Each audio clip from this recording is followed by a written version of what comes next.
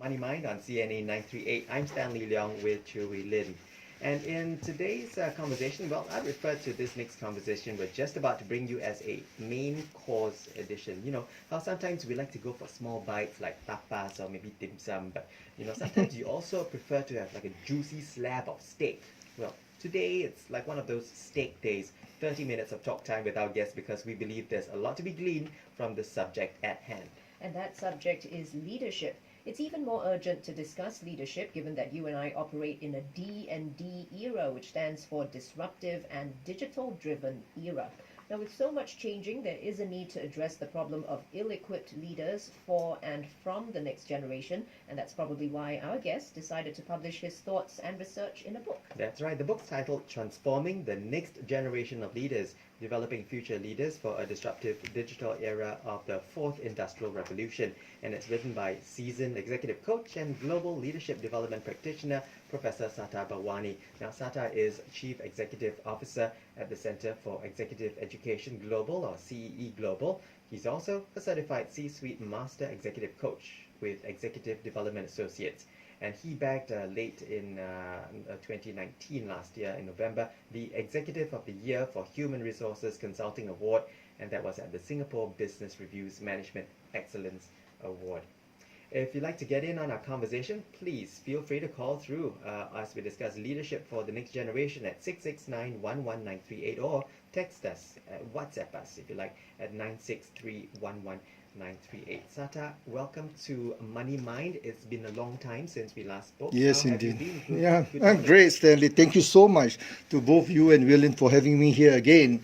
It's my pleasure, and really looking forward to this session with both of you. Yeah, and congratulations on the award as well. Thank you, thank you. Yeah. Well, let's come back to the topic at hand, which will be our topic Yes. that we will be discussing today. Organizations needing to keep relevant in the new normal. What do you deem to be the greatest threats towards organizational irrelevance today? Yeah. First of all, I think we know the extent or the parade of new technologies, scientific breakthroughs that has been relentless, over the last 20 years on many fronts. Technology represents new ways of doing things, helping us to be able to create new value propositions, and with organization and culture necessitate the need to reinvent themselves. Now, you ask the question, what makes it irrelevant? What will make organizations irrelevant is the inability to leverage on these new technologies effectively, such as the blockchain technology, we're talking about artificial intelligence, IoT, iOS, robotization, and so forth. How do we use and leverage them effectively to be able to bring about better value, create new solutions for our customers? You have to be very customer-centric.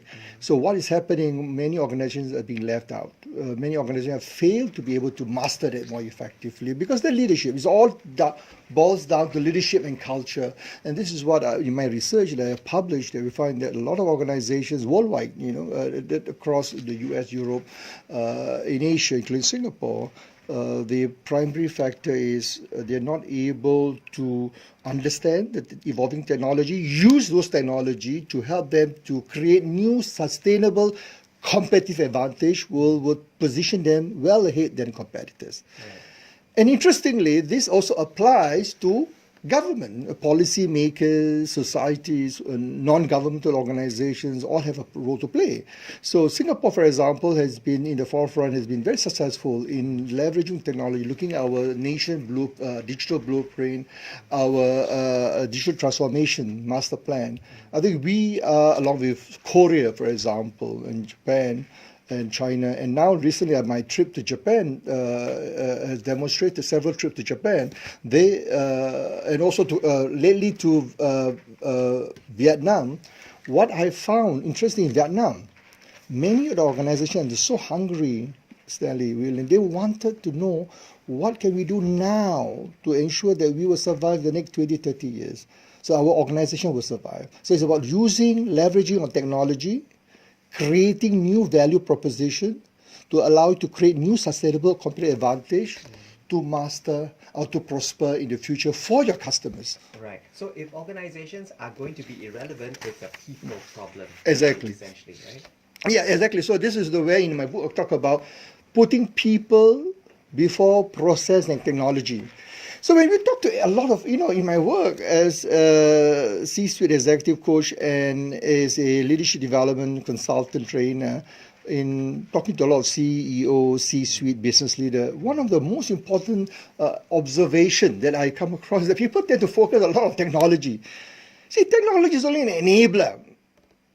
Technology is an enabler, but we must always remember the role of technology is to allow us, organizations and people within organizations, to make the systems and processes simpler to deliver value for our customers, making our internal customers, employee, equip them with the right skills, prepare them on how to use the technology, upskill, reskill. Our government has a lot, Skills Future, a lot of programming, so upskilling, reskilling, and helping them. So technology should not be the primary focus in organization. Well, we need to understand technology, but we should focus on the people. So remember this PPT. So stuff like PowerPoint. Remember PPT? I remember PPT. Yeah. What is So, PPT? Yeah, the people over process and technology. So this is a very important mantra. If you follow that, you can never get wrong. Get the people right. And I'll give later examples of companies have done it right. You talked about having the emphasis on people, Yeah. process, and technology. So how do you develop future leaders among the people that you have? And I guess with a lot of baby boomers at the stage of retirement, how do you train up the next generation? Well, this is part of what we call the succession planning. We need to first of all, we need to understand very clearly the fourth industrial revolution. In my book, we talk about transforming, developing the future leaders, or we call it next generation leaders for the fourth industrial revolution, which are already in. Let me get very quickly. The first industrial revolution started in the late 1800s, where water and steam generate what we call the production, mass production. Then we have the second industrial revolution, where we look at electricity to generate automation. Then we have the third industrial revolution back in the 60s, 70s, where computing, automation, becoming the cornerstone of any production, manufacturing strategy. And now, of course, we come to the current one, which is the fourth industrial revolution, building upon the third industrial revolution, where the focus is on the fusion, the confluence of technology, but robotic, iOS, which is Internet of System, Internet of IoT, Internet of Things. We talk about big data, blockchain technology, nanotechnology in medical, biomedical, and basically there's a confluence. If I were to rephrase Klaus Schwab from World Economic Forum, he says that WEF can be seen as a confluence, or a blur the line between the physical world, the digital world, and the biological world. And this is a reality, what's happening out there in the workplace. If you look at what's happening in Wuhan, the nanovirus, how are we responding? This is example of what we call the VUCA, the volatility, uncertainty, complexity, ambiguity. It's chaotic. A lot of people are not ready. Organizations are not ready how to respond. Government are not ready. A lot of confusion. People are not ready for such. In Singapore, we are quite much based on what the government is saying. We are better prepared based on our past experience. And that's important now. The question is, how do you prepare these leaders? We need to define what are the next set of competencies that is going to drive success. Because of this volatility, uncertainty, complexity, ambiguity, it creates a new business environment, a new workplace where you need to have first clarity of vision. They must very clearly, you must be able to articulate clearly what do you expect your people to do in times of such chaotic environment. There must be clarity of vision. Second, you must be able to clearly articulate or clearly understand. Once you articulate the vision, you need to understand what does it take to succeed? What does it take to address? What does it mean? It means that you need to be able to leverage on all the data, the information. You need to have what we call the ability to connect the dots, so to speak. There's Make so sense of all the information that you have at hand. Exactly, Stanley, because there's so much information that is happening that we are getting from the Chinese government, from the US, from the CDC, from the various health community health professional. So how do we make use and understand that? Third is about developing the ability to listen, understand from the employee what are their frustrations, what are their challenges. If you look at the example, I'm using the Wuhan for example, in Which Wuhan. is a good example, very timely. Yeah, you look at the front health, the workers in the front line. Do we really understand what are the challenges? Look at SARS. Yes, we are fortunate. I happen to know because my dad was admitted during that period in 2003, SARS, but he passed on, not because of SARS, but something else, But my point is, I see the challenge of the frontline doctors, nurses, very challenging. And a lot of people lack of the empathy to understand what they're going through. So that's one, understand. So you have vision, you really need to understand connecting the dots, you need to really listen, empathy. And lastly, I think the most important for the future leaders and even meeting more, I believe there will be much more such challenges, VUCA-driven challenges, is what I've called agility. Now, agility can be many forms. It can be mental agility, learning agility, social agility. But here I'm referring to the mental agility, learning agility. How can you learn, unlearn, relearn? And a lot of things that you've learned, you need to be prepared to shift our mindset, our mental model, and ask ourselves, is it still relevant? Do we need to discard and learn new things which help us to solve these new challenges? Sounds easier said than done, though, because if it's something that we have grown familiar with, it's a process and a system that we don't quite think through. We just go autopilot in some sense, and then now you're causing us to think about the need to unlearn, relearn something new. And those of us who are slightly older in years, that might be totally overwhelming for us.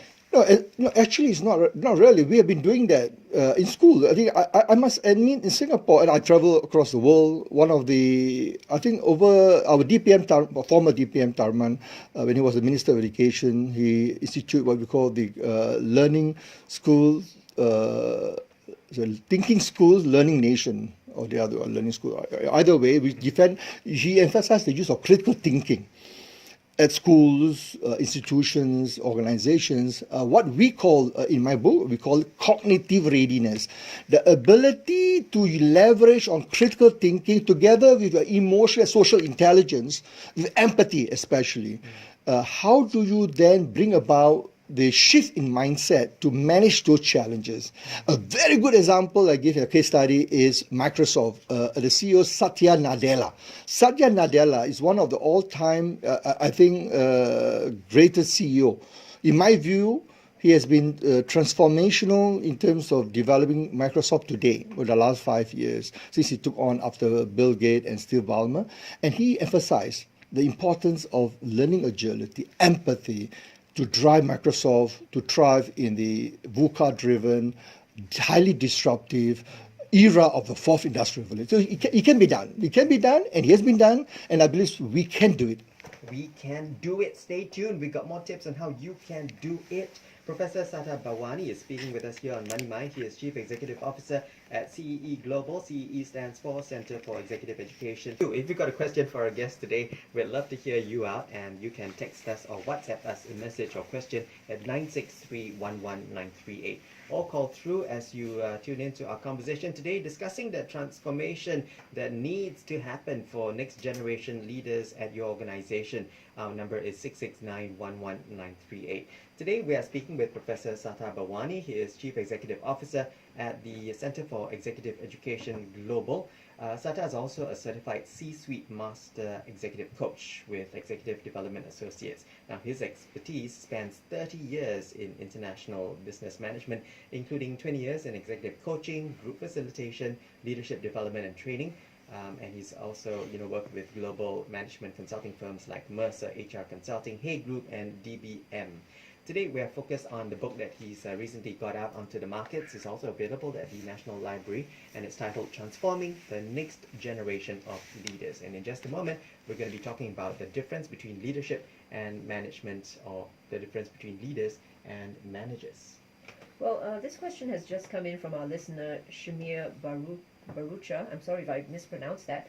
And the question for you, Professor, is the concept of VUCA is not entirely new in the corporate world, yet it is still viewed as a paradigm shift in most organizations today. So what is the one single factor within VUCA that organizations in Singapore or Asia need to focus on to ensure we remain relevant in the foreseeable future? Thanks very much to Shamir for posing that question. Well, I think it's true. I think a lot of people have asked me, over the last 10, 20 years, we have seen VUCA. The world is volatile, uncertain, complex. So it's not really new. So what has made it different this time is the digital disruption. It's a confluence, as I mentioned, because of what you call the digital disruption, the technology, the robotics, IoT, iOS, blockchain technology, robotization at the workplace. What it means is that this allow us to be able to deliver our product and services faster, better, or create new value proposition.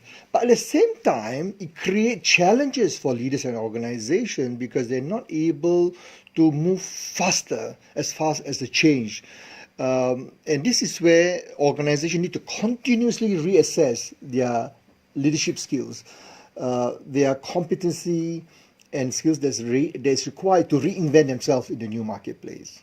And this is where many companies are missing, are not able to do it quickly and faster. But this is the problem about agility, I mentioned earlier about agility, adaptability, with cognitive readiness, emotional, social intelligence, with empathy, focusing on the customers as epicenter, whatever you do.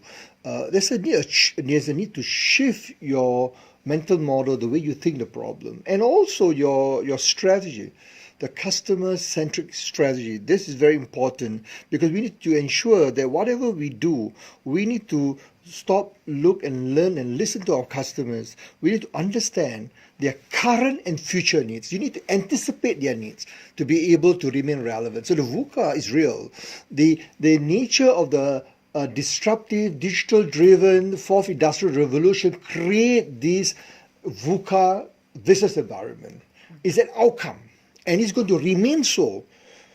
And if you look at the first two, volatility and uncertainty, is an outcome of, or rather the complexity and ambiguity, the pace of the volatility and uncertainty leads to the higher degree of complexity and ambiguity. So the more ambiguous it is because of the volatility. So therefore, we need to ask ourselves, are we doing enough? What are we doing now that would not allow us to position ourselves for the future? So the key word is reinventing ourselves today as a leader. Reinventing ourselves today for the future. Therein lies that very difficult ability to try to project what the future will be. We know where we're headed, but as to what the future will be, how do we bridge that divide? Because we're not there yet, but yet we're trying to anticipate that forward. See, Stanley, you're absolutely right. This is where what makes a great leader and a good manager. A good manager, and we get things done on day to day, is an action of planning, organizing, staffing, including leading and controlling. If you look at the words of Henry Fayol in 1949, the classical thought of management is all about how do we maximize output of organization through administrative implementation of resources. That's what manager does. Whereas a leader is able to envision the future. A leader is able to impact and influence and have a follower who's able to, you can impact and influence them, motivate them, inspire them, help them, coach them, guide them, mold them to solve the problem, the obstacles of the vision. So leaders are far in between, very few. There are many managers. But remember, to be a great manager, you need to be a good leader, just be a great leader. But not all managers are leaders. But all leaders that you see today have those skills that I explained about inspiring, motivate. Actually, it reminds me of a very one of my favorite quote from President Dwight D. Eisenhower, a 5-star general who became the president in the World War II. He says this is leadership is the art of getting someone else to do something you want to be done because he, the employee or the person, wants to do it. Not because he has to do it, which a manager usually use because of position of authority. A leader inspire people to do it because they want to do it, not because they have to do it. Because they feel inspired. They want to do it for you, and they will do it with blood, sweat, and tears, and even die for you in the military sense. Right. That's what makes a great leader.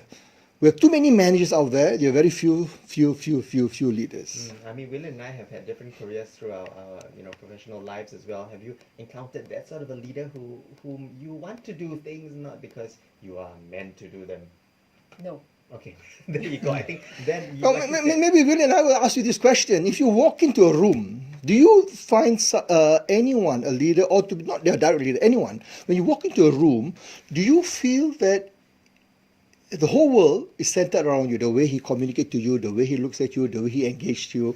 The whole world is around you. Now, that is called socialized power. Leader need to have that create the aura that they demonstrate social intelligence. It sounds so rare. Yeah, exactly. But on the other hand, you walk into a room and you have a leader or manager or someone who talk everything about themselves, and they're all about me, I get things done. They use coercive power as opposed to socialized power, and it's all about me getting done because my position of authority, because I have the power. I'm the CEO, I'm the MD, I'm the minister. You get things done. Don't no question ask, the dictatorial style of leadership. It doesn't work anymore.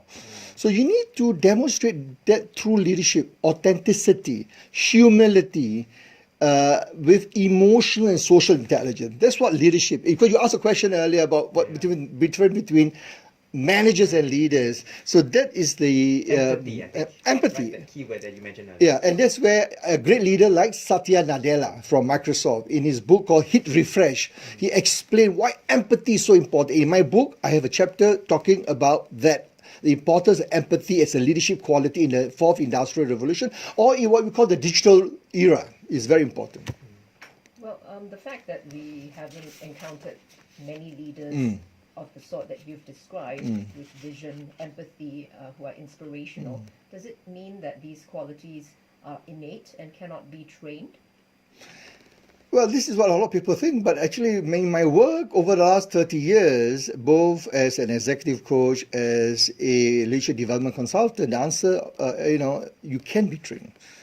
But the question, this is all innate, this is hidden. So you need to find time to develop. But the reality is, there are people who do not or will not or unable to do so because for whatever reason we call it uncoachable. They are a small group of people. For whatever you try very hard, giving them feedback, coaching them, helping them, giving mentor, give them support.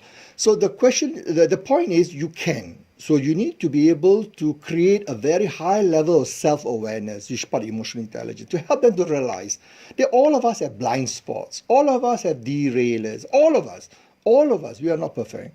The question is, do you have anyone to provide the support?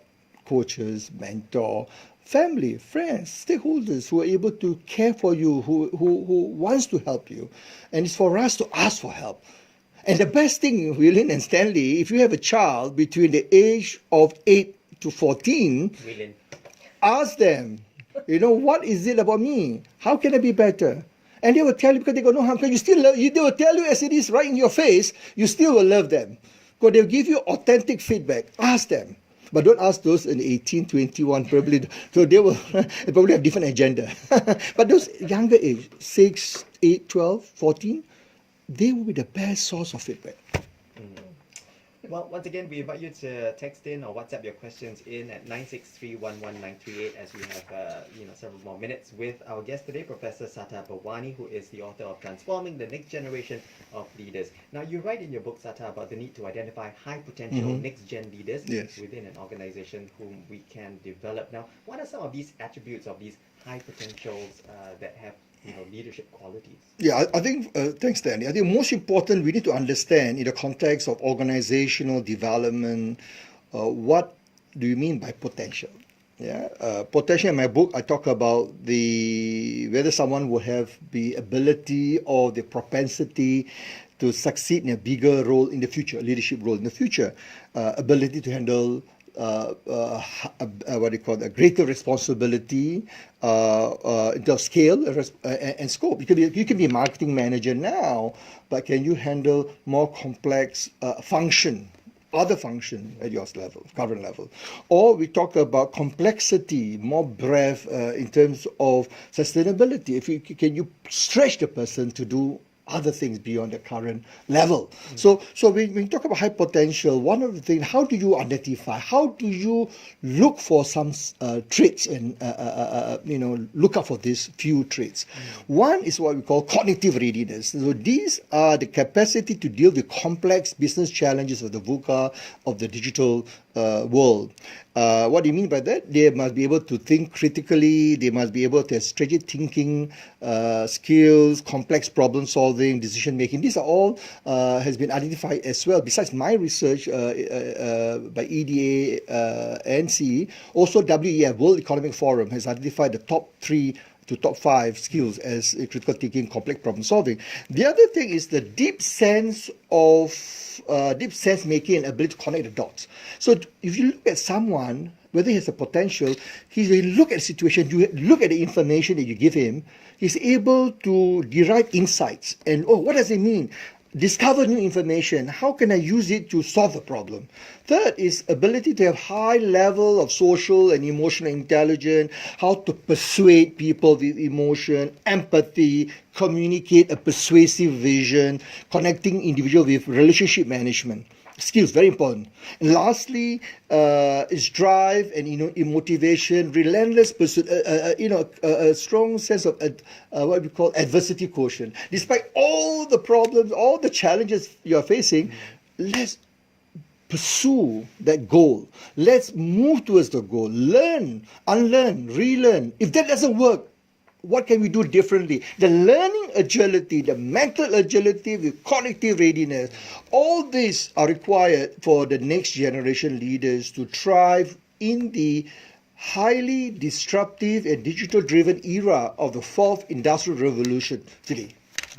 And how can executive coaching help develop those skills that you mentioned, the clarity of vision, the mental agility, and the ability to connect the dots? Yeah, I think very good, Lynn. First of all, let's talk about coaching. Coaching started around 1950s. It started in the sports. In the management arena, we talk about coaching. It started out with managers have the responsibility to improve the subordinate performance through sort of a master-apprentice model. This all started back in the 50s, 60s, and 70s. And then executive coaching came more into prominence in the late 80s, 90s. I learned a lot from one of my role models, Marshall Goldsmith, who endorsed the book, by the way. You see he endorsed the book. Marshall is the foremost authority, number one foremost authority in executive coaching.